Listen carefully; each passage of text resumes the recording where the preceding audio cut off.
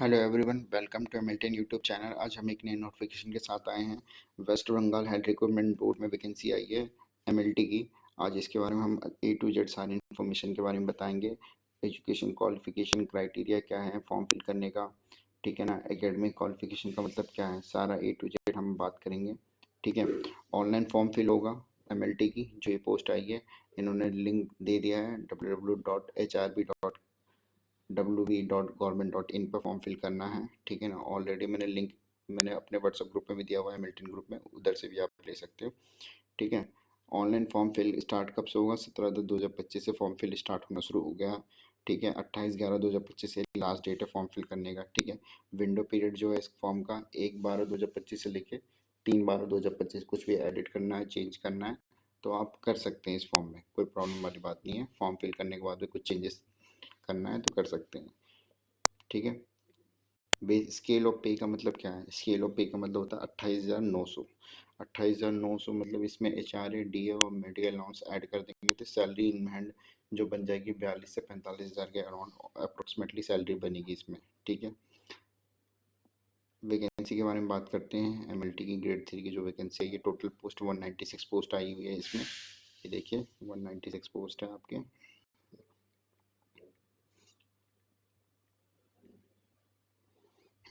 General category की कितनी post आई? 82 post आई है जनरल कैटेगरी की। SC की 41, ST की 12, OBC कैटेगरी A की 19, OBC कैटेगरी B की 14, AWS की 20, अनरिजर्व PWD की 6 और SC PWD की 2। अब इसमें है ना, सारे कैटेगरी के बारे में आपको समझ में आ रहा है कि किसमें कितनी वैकेंसी आई है, बट एक चीज़ में मेंशन किया गया OBC कैटेगरी A और OBC कैटेगरी B का मतलब क्या है? OBC कैटेगरी A और B में यही फ़र्क है कि जो फाइनेंशियल कंडीशन के बिहाफ पर ये कैटेगरी को डिस्ट्रीब्यूट किया गया है।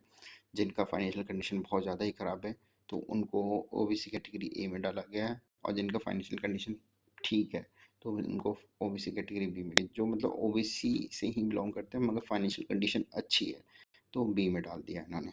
वेस्ट बंगाल में ऐसा चलता है, A और B दो कैटेगरी चलता है OBC का, ठीक है। 10% आरक्षण A वालों को मिलता है, 7% B वालों को मिलता है। ये रूल है वेस्ट बंगाल का, ठीक है। आगे बात करते हैं। टोटल पोस्ट 196 से यहाँ तक पता चल गया। क्वालिफिकेशन एज पर recruitment rule, method of recruitment क्या है? डायरेक्ट रिक्रूटमेंट है, सीधी भर्ती है, no third party. West Bengal की वैकेंसी है, ठीक है। क्वालिफिकेशन के बारे में बात करते हैं क्या है। क्वालिफिकेशन में वही मांगा इन्होंने, 10+2 फिजिक्स केमिस्ट्री बायोलॉजी होना ही होना चाहिए, कंपलसरी है, ठीक है। उसके अलावा आपके पास डिप्लोमा होना चाहिए, diploma in medical lab technology, ठीक है। और भी एन इंस्टीट्यूट, किसी भी इंस्टीट्यूट से डिप्लोमा होना चाहिए, या फिर आपके पास जो होना चाहिए वेस्ट बंगाल पैरामेडिकल काउंसिल से आपका रजिस्टर्ड होना चाहिए, ठीक है।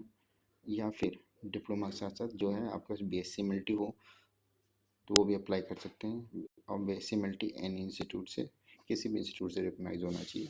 और आपका जो BSc मल्टी है आपका गवर्नमेंट ऑफ वेस्ट बंगाल से हो तो और भी बढ़िया है, ठीक है। 1 ईयर डिप्लोमा कोर्स भी एक्सेप्टेबल है फॉर्म में, साथ साथ में डिप्लोमा साथ BSc होना चाहिए आपका बायो से, ठीक है। ये चीज़ बताइए। क्वालिफिकेशन समझ में आ गया। 10+2 साइंस विथ PCB, और आपके पास डिप्लोमा होना चाहिए किसी भी इंस्टीट्यूट से, ठीक है ना। और वेस्ट बंगाल से पैरामेडिकल काउंसिल से रजिस्टर्ड होना चाहिए डिप्लोमा। मगर BSc MLT की बात करते हैं तो BSc MLT किसी भी इंस्टीट्यूट से होना चाहिए, या फिर आपका जो आपका, या फिर यूनिवर्सिटी आपका गवर्नमेंट ऑफ वेस्ट बंगाल से रिकॉग्नाइज होना चाहिए, ठीक है। ये बोला है। डिप्लोमा का मैंने बता दिया 1 ईयर। एज लिमिट के बारे में बात करते हैं। एज लिमिट कितनी है? 21 साल से 39 साल। 21 साल से लेके 39 साल बहुत एज है, सब बंदे फॉर्म फिल कर सकते हैं, कोई प्रॉब्लम वाली बात नहीं है, ठीक है ना। यहाँ पर नोट जो पॉइंट 1 2 3 यही बताया गया है। आपका जो 10th का जो सर्टिफिकेट है वो आपका as a date of birth count होगा, ठीक है। इन केस किसी का शादी के बाद, शादी हुआ है, मैरिड के बाद सरनेम चेंज हुआ है या सरनेम चेंज करवाना है तो उसको एफिडेविट बनवाना पड़ेगा, वो बताया गया है। और उसके लिए मैरिज रजिस्ट्रेशन सर्टिफिकेट चाहिए होगा, ठीक है ना। और फिर एक एफिडेविट बनवाना पड़ेगा, तब वो एज अ काउंट होगा सरनेम में अगर कुछ चेंजेस हुआ। फ़ी के बारे में बात करेंगे। फ़ी आपका 210 रुपये लगेगा फॉर्म फिल करने का, बहुत कम पैसा है, सभी लोग अप्लाई करें, ठीक है। कहाँ से अप्लाई होगा, बैंक कौन सा बैंक पार्टिसिपेट लेगा, गिप्स जो गवर्नमेंट रिसिप्ट पोर्टल सिस्टम है, आज की डेट में सारे वहीं से आपका बैंक रजिस्टर्ड होता है, ठीक है ना। एज रिलैक्सेशन की बात करते हैं, अनरिजर्व के लिए कोई कैटेगरी रिलैक्सेशन नहीं है, SC ST 5 साल, OBC A एंड B की 3 साल, PWD जनरल और SC की 6 साल, ठीक है। AWS नहीं। मार्क्स डिस्ट्रीब्यूशन के बारे में बात करेंगे, मार्क्स डिस्ट्रीब्यूशन कैसे होता है, ये पूरी एडवर्टाइजमेंट में सबसे बड़ा स्टोरी यही है कि मार्क्स डिस्ट्रीब्यूशन, मार्क्स को कैसे डिस्ट्रीब्यूट किया गया है। एकेडमिक मार्क्स जो है 75% मार्क्स है, एक्सपीरियंस 10% मार्क्स है, इंटरव्यू आपके 15% मार्क्स है, ठीक है। अब इन कुल मिला के ये 100% मार्क्स हो गए, ठीक है। अब मार्किंग क्राइटेरिया क्या है, मार्किंग क्राइटेरिया में पॉइंट नंबर 1 में देखिए 10+2 फिजिक्स केमिस्ट्री बायोलॉजी 25 नंबर का, मतलब ये इसमें देखा जाएगा आप क्वालिफाई है या नहीं है, अगर PCB है और क्वालिफाई है एक्सेप्टेबल है, आगे बढ़िए, ठीक है। इसमें कोई मार्क्स का काउंट नहीं होता। इसमें आपको ये सब चीज़ बताने से पहले एक चीज़ मैं बताना देना चाहता हूँ, इस जो ये West Bengal health recruitment board में जो वैकेंसी आई है, इसमें कोई रिटर्न एग्ज़ाम नहीं होता, पहला पॉइंट, ठीक है। दूसरा है आपके जो ये मार्क्स, जो ये मेरिट लिस्ट रेडी होता है, वो किस बिहाफ पे होता है कि आपके एकेडमिक में मतलब डिप्लोमा या BSc MLT में कितने मार्क्स आए हैं, वो नंबर आपके काउंट होंगे, ठीक है ना। वही उनको क्राइटेरिया बता रखा है कि आपके डिग्री में या डिप्लोमा में इतने मार्क्स हैं, तो आपके ऑटोमेटिक इतने नंबर बन जाएंगे, ठीक है। दूसरा ये है कि आपके फिर उसके बाद है ना एक्सपीरियंस है, तो वो नंबर और ऐड हो जाएंगे आपके मार्क्स में, जो मेरिट लिस्ट में जो रेडी होगा। फिर इसके बाद उसका आपका पर्सनल स्किल टेस्ट होगा, ठीक है। उसमें आपका ना इंटरव्यू होगा, ठीक है। इंटरव्यू में आपसे क्वेश्चन पूछेंगे, उसके भी पर आपके इंटरव्यू में 15 में से आपके नंबर मिलेंगे। तो वो तीनों को कैलकुलेट करके मतलब क्या BSc या डिप्लोमा पर के मार्क्स को प्लस एक्सपीरियंस के मार्क्स को, अगर एक्सपीरियंस है तो, और प्लस इंटरव्यू में वो तीनों नंबर काउंट करके एक मेरिट लिस्ट रेडी होगा, ठीक है। इसमें यही बताया गया है, आपको कोई रिटर्न एग्जाम नहीं होगा, सिर्फ एक इंटरव्यू होगा और स्किल टेस्ट जैसे कहते हैं वो होगा। अब मैं इनको बहुत सरल तरीके से बताता हूँ। पहला पॉइंट मैंने क्लियर कर दिया, 10+2 साइंस PCB होना चाहिए और कुछ नहीं बोला इसमें, ठीक है, बस पास होना चाहिए PCB। सेकंड है आपका बैचलर डिग्री, आपके उसके बारे में बात की गई है, 50% मार्क्स बनेंगे इससे बैचलर डिग्री से, ठीक है। अब यहाँ पे आते हैं, जो ये स्लैब है ये दिया हुआ है 55, 60, 65, 70, 75, 100, ये आपके ना BSc MLT में आपके जो मार्क्स आए हैं ना 50%, 60%, 65%, आइडिया लगा लो कितने आए। 55 से 60% के बीच में आपके 45 नंबर बनेंगे, 60 से 65 नंबर के बीच में 40% बनेंगे, 65 से 70 के बीच में 47 बनेंगे, 70 से 75 के बीच में 48 नंबर बनेंगे, 75 से 100 के बीच में 40, और 100 में से 100 लाओगे तो 50, तो ठीक है।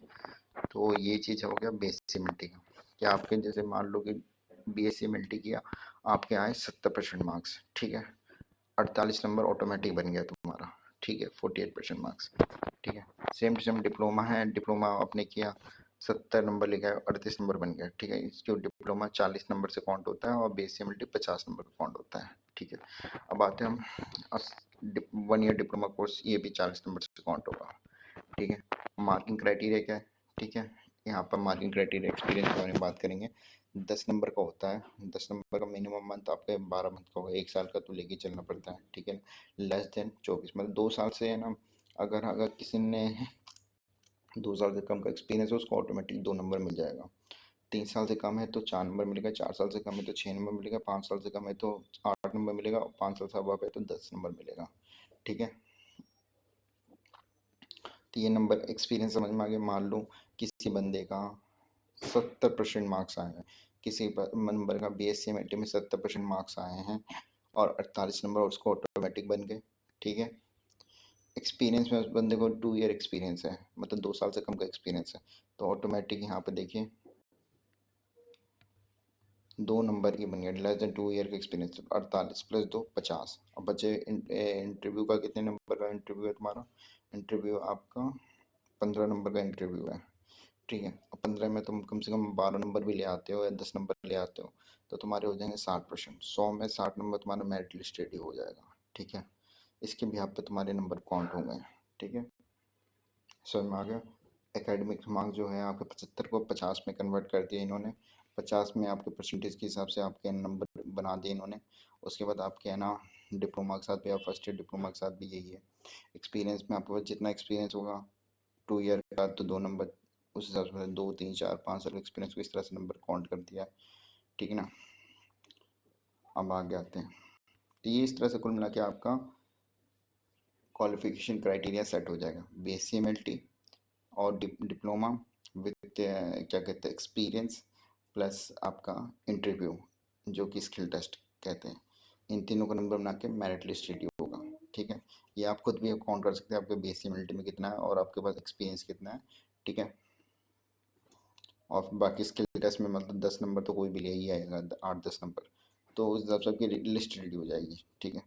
इन्होंने कोई रिटर्न एग्ज़ाम नहीं करवाया था 2019 में भी जो पेपर हुआ था ना, उसमें भी कोई रिटर्न एग्ज़ाम नहीं हुआ था, सेम टू सेम यही प्रोसेसर प्रोटोकॉल फॉलो हुआ था। अदर इंस्टीट्यूट के जो बच्चे हैं ना, मतलब लाइक अदर इंस्टीट्यूट और अदर स्टेट से जो बच्चे हैं जैसे कि बिहार और उत्तर प्रदेश, यहाँ के बच्चों ने भी फॉर्म फिल किया था 2019 वाले फॉर्म में और उनका सिलेक्शन भी हुआ था। वो आज की डेट में करंटली वर्किंग भी है, तो कोई प्रॉब्लम वाली बात नहीं है, ठीक है।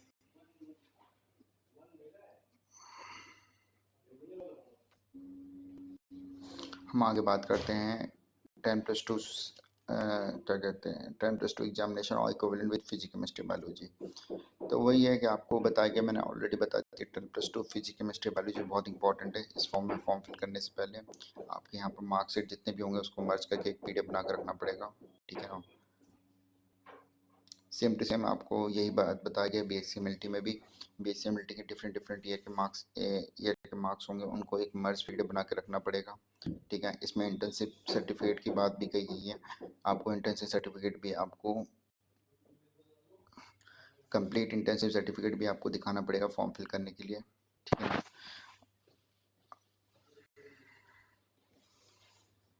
ठीक है, BSc हो गया, फाइनल ईयर की मार्कशीट हो गया, इंटर्नशिप सर्टिफिकेट हो गया और डिग्री, इन सब का मर्ज PDF बना के रखना पड़ेगा फॉर्म फिल करते टाइम, JPG हो गया या फिर PNG फॉर्मेट में, ठीक है।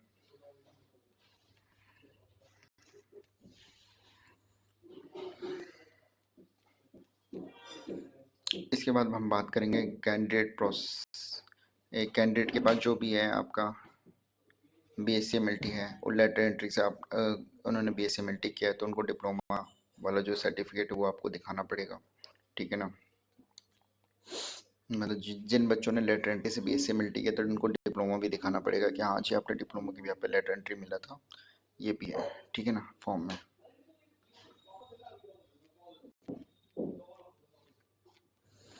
और सेम टू सेम है ना, आपको यही बताया गया है कि इसमें क्या ना, जो मैंने आपको बताया था कि इतने से इतने मार्क्स लाओगे तो आपको ऑटोमेटिक इतने मार्क्स अलॉट हो जाएंगे, वही चीज़ BSc के साथ, यही चीज़ डिप्लोमा के साथ, यही चीज़ आपका 1 ईयर डिप्लोमा के साथ, तीनों के साथ यही बताया गया है, ठीक है ना।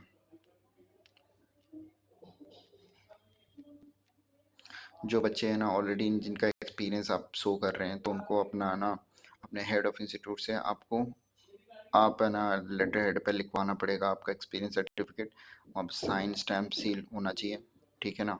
और मेमो नंबर टाइप होना चाहिए एक्सपीरियंस सर्टिफिकेट पे। फॉर्म फिल करते टाइम अगर है ना आपका एक्सपीरियंस को यस करना जरूर करें, तभी आप है ना आपका एक्सपीरियंस है तो यस करेंगे, ठीक है ना। यस करने के बाद आपके जितने भी एक्सपीरियंस है डिफरेंट डिफरेंट इंस्टीट्यूट में आपने काम किया, 1 ईयर कहीं और किया, 1 ईयर कहीं और किया, ऐसे ऐसे करके है ना ऐड ड्रो करके अपना एक्सपीरियंस का डिटेल डालेंगे, ठीक है ना, और एक्सपीरियंस अपलोड करेंगे, ठीक है ना। जो भी आप डॉक्यूमेंट अपलोड करेंगे वो JPG फॉर्मेट और PNG फॉर्मेट में होना चाहिए, ठीक है।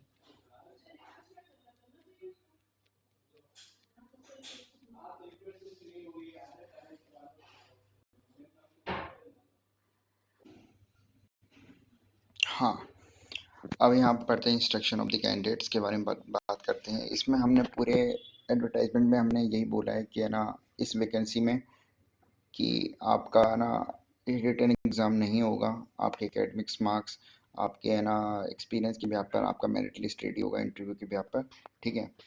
मगर इस एडवर्टाइजमेंट में एक पॉइंट और भी हाईलाइट किया गया है कि आपका जो CBT एग्ज़ाम है, जो CBT एग्ज़ाम जो होगा वो किसी भी CBT एग्ज़ाम जो होगा वो किसी भी कंडीशन पे भी करा सकती है, ऐसा नहीं कि CBT एग्ज़ाम नहीं होगा। ठीक है ना, ये डिनाई नहीं कर रहे इंस्टीट्यूट, ये सीबीटी एग्ज़ाम भी करवा सकते हैं किसी भी स्टेज पर आके। मतलब ऐसा नहीं कि 2019 में नहीं हुआ तो इस बार भी नहीं होगा। मोस्टली ये ऐसे ही करते हैं, एकेडमिक मार्क्स और एक्सपीरियंस इंटरव्यू के भी यहाँ पर ये लोगों को जॉब देते हैं, मतलब रिक्रूटमेंट जो बोर्ड है वो फॉलो करते हैं। बट ये इन्होंने ये भी पॉइंट क्लियर कर दिया कि ये रिटर्न एग्ज़ाम भी करा सकते हैं, ठीक है, किसी भी स्टेज पे आके कोई भी चेंजेस कर सकते हैं ये, ठीक है। अब कुछ पॉइंट के बारे में बात करेंगे कि ना पॉइंट्स क्या क्या हैं, ठीक है। आपके पास जो भी आपके फॉर्म होगा, ऑनलाइन फॉर्म फिल होगा, ये आपको पता ही है। आपकी जितनी भी मार्कशीट, ये जितनी भी मार्कशीट है, आपके सब जो फॉर्म होगा वो अपलोड करके जेपीजी पीएनजी फॉर्मेट में विथ हाई क्वालिफिकेशन के साथ होना चाहिए, ठीक है ना। स्कैन करके अपने सारे डॉक्यूमेंट रख लेना, ठीक है ना। आप लास्ट डेट से पहले फॉर्म फिल करना। आईडी प्रूफ आपको एक आधार कार्ड, वोटर आईडी कार्ड में से एक चाहिए। रिसेंट पासपोर्ट साइज फ़ोटो चाहिए, फिर सिंगल कलर बैकग्राउंड होना चाहिए। सिग्नेचर रनिंग रनिंग मोड में होना चाहिए आपका सिग्नेचर, ठीक है ना। ब्लू ब्लैक पेन से सिग्नेचर होना चाहिए, ठीक है ना। एडिट आप कभी भी कर सकते हैं, ठीक है ना। लास्ट डेट तक आप कभी भी एडिट कर सकते हैं कोई भी फॉर्म को, कुछ चेंज करना हो, ठीक है ना। मगर एक बार सेव हो गया डाटा फिर नहीं कर सकते हैं आप। फॉर्म फिल हो जाएगा तब नहीं कर सकते। इस फॉर्म के 4 स्टेप है जो आप ऑनलाइन फॉर्म फिल करोगे, ठीक है। इस फॉर्म के 4 स्टेप में है ना, जब भी आप आधे फॉर्म छोड़ दोगे, जब भी लॉगिन करोगे दोबारा से, तो आपको दोबारा से जब भी लॉगिन करोगे तभी आपको ये क्या कहते हैं, सेव डाटा करके आगे जा पाओगे, ठीक है ना।